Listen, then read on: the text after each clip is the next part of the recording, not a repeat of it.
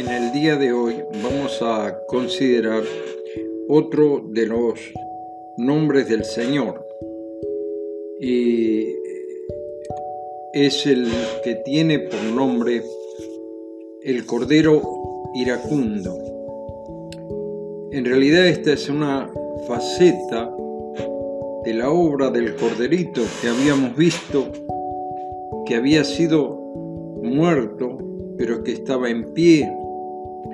El apóstol Juan lo describe como inmolado, pero resucitado. Ahora el Señor mismo está en este periodo de tiempo que podemos llamar las 70 semanas de Daniel, la número Septuaginta, es decir, las 70.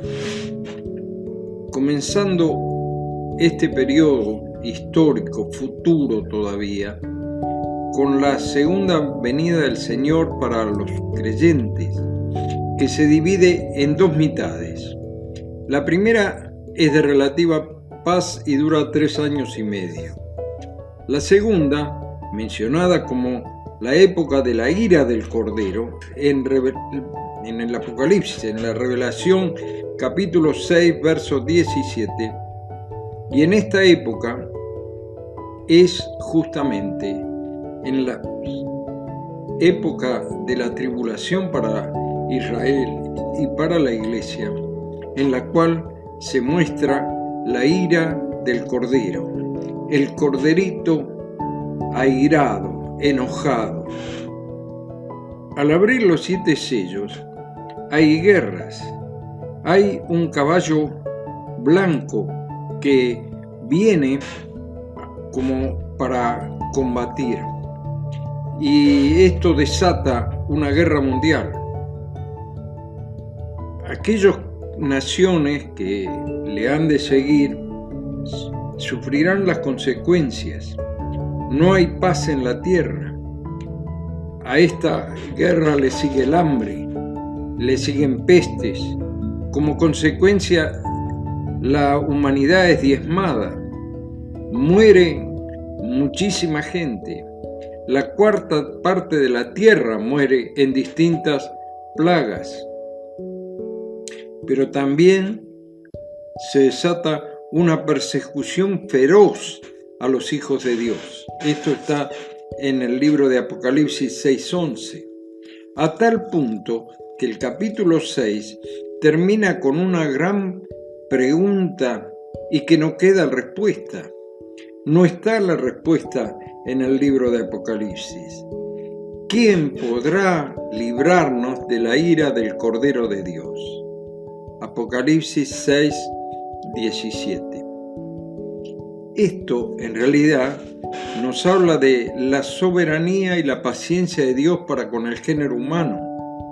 En repetidas veces leemos en la Biblia que cuando la maldad cruza el límite puesto por Dios, su juicio llega para iniciar una nueva etapa. Tenemos ejemplos. El pecado de Adán y Eva, en Génesis capítulo 3.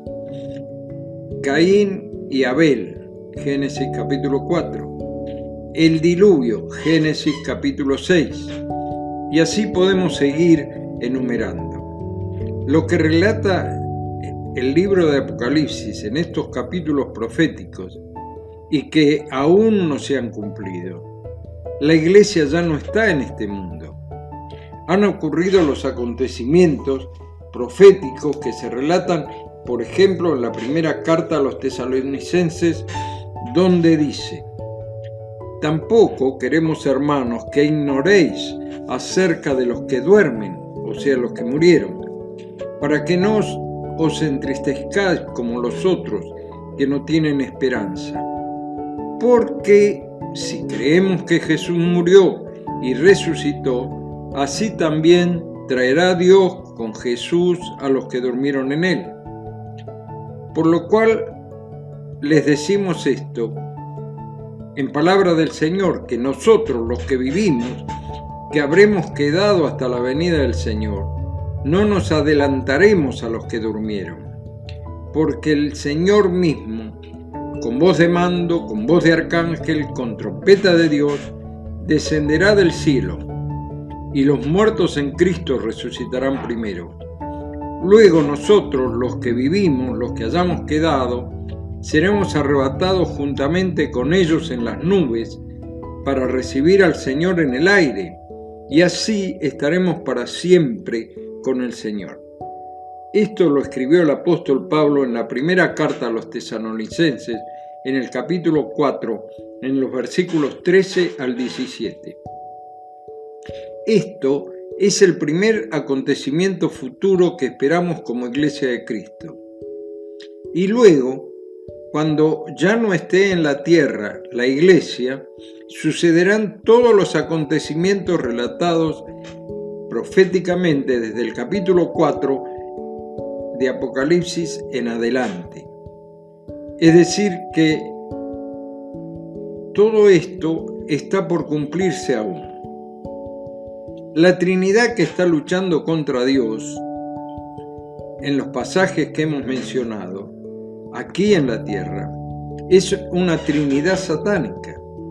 Han pasado aproximadamente 3 años que gobierna el mundo, pero ahora ha llegado la hora en que el Cordero comienza a desarrollar sus etapas de juicio. Su ira se manifestará contra Satanás, contra sus seguidores. El mundo verá una catástrofe tras otra. Nadie podrá escapar de su ira. Los gobiernos mundiales obedecen a la bestia en el futuro y han dado las espaldas al Cordero. Y ahora comienzan a sufrir las consecuencias terribles. Podemos decir que este último periodo será teñido por sangre, que también alcanzará a los fieles del Cordero, que estarán aquí en la tierra, serán perseguidos a muerte, al igual que el pueblo de Israel, que será quien será probado hasta que ellos mismos vuelvan al Señor. Por eso encontramos, por ejemplo, el servicio de 144.000 judíos, 12.000 de cada una de las tribus de Israel, que serán los misioneros del nuevo orden que el Cordero quiere instaurar en el mundo. En un sentido, el libro de Apocalipsis es trágico, porque mostrará la ira del Cordero luchando contra Satanás aquí en la tierra y su gran poder, hasta que al final nos muestra la victoria del Cordero y dará lugar a 1000 años de paz en el mundo, una paz sin igual, a tal punto que la naturaleza misma será cambiada y las fieras, por ejemplo, perderán su agresividad. El león y el cordero estarán juntos, así dice el profeta Isaías. Morará el lobo con el cordero, el leopardo con el cabrito. Se acostará el becerro y el león y la bestia doméstica, andarán juntos, y un niño los pastoreará. Isaías capítulo 11, verso 6. En un sentido, debemos dar gracias al Señor, porque su iglesia será resguardada de este periodo, porque, como dijimos, ya habrá ocurrido el arrebatamiento de la iglesia, que es anterior al comienzo de esta semana de juicios por 7 años.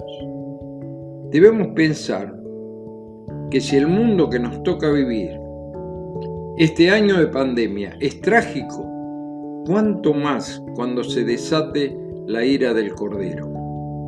Nosotros no pasaremos por esto, pero estoy orando y esperando la segunda venida del Señor, ¿o esto, como decimos comúnmente, me resbala? Esta es llamada la esperanza bienaventurada, como dice la Escritura, que nosotros podamos reafirmarnos en nuestra esperanza y podamos decir: Señor, ayúdame a amar tu pronta venida.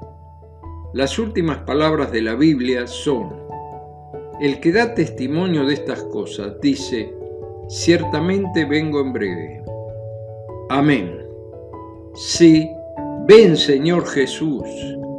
La gracia de nuestro Señor Jesucristo sea con todos vosotros. Amén.